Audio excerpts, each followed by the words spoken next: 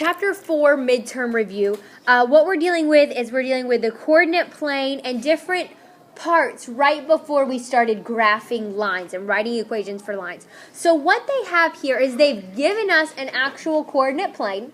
They want us to label each axis, and they want us to label the ordered pair that would go with the point that they put on the graph. So let's label the x and y axis first. Which one is which? So if I were to tell you this axis right here, what axis is that? X. What axis is the one that goes straight up and down? Y.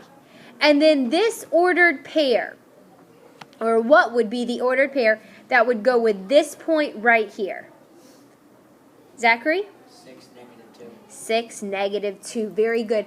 What we want to do is we want to look at x first, and that's always the first number that we write. So if I drew a line that ran directly into the x-axis, whatever number I hit is my x value, so 6. Then the y is next, so if I drew a line that ran directly into the y-axis, whatever number I hit is my y, so -2. The next type of problems that we have in Chapter 4 are is the ordered pair solution and find the x and y intercept. First of all, there's one mistake on this problem, and that's that it should be 2y minus 4x is equal to 8. So I'm just going to rewrite this. And then the ordered pair that I have right here, -2, 8, how is an ordered pair always listed? What comma what? X comma y. So I'm going to plug these numbers where they go, but pay attention. What letter do they give you first in your equation? Y. So make sure you do 2 times 8 minus 4 times -2 is equal to 8. So then we just say, all right, we're going to try to figure out if it's a solution or not. 2 times 8 is 16. -4 times -2 is +8. Equals 8. Well, obviously, we're going to find out that 24 does not equal 8. So this is no. Remember, you have to have both of these answers circled because I want to make sure that you know how to do your math right. Because if you were to get 23 and equals 8, we would still get no, but you didn't do your math right. So that's what I want to make sure both of these are in the box. So the next two problems, they want us to find the x-intercept and the y-intercept. I had a lot of questions over these problems on the midterm because the midterm review, because we were like, oh, I've got to get x by itself, or I've got to get y by itself. No, it's much simpler than that. In order to find the x-intercept, I plug in a 0 for y. In order to find the y-intercept, I plug in a 0 for x.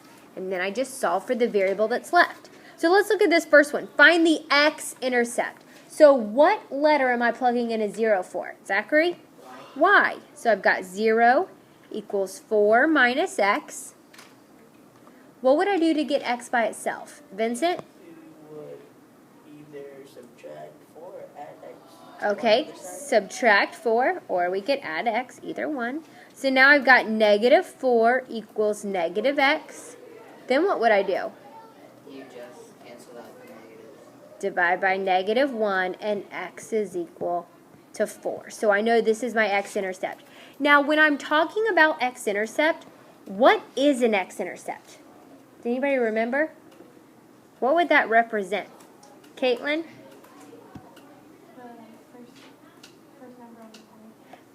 Okay, yes, it is the first number on the point, but Stephanie, what would you think? Very good. So if this was my graph right here, and this was my line, it looked like this.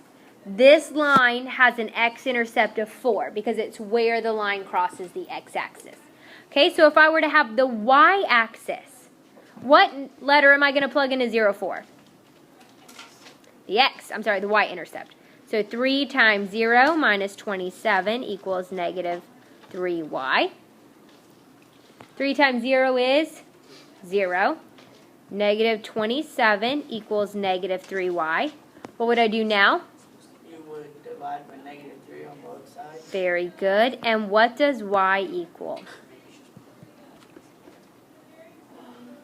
+9. That is my final answer. That would be where your line would cross the y-axis, is at positive 9. Okay? That is your chapter 4 review.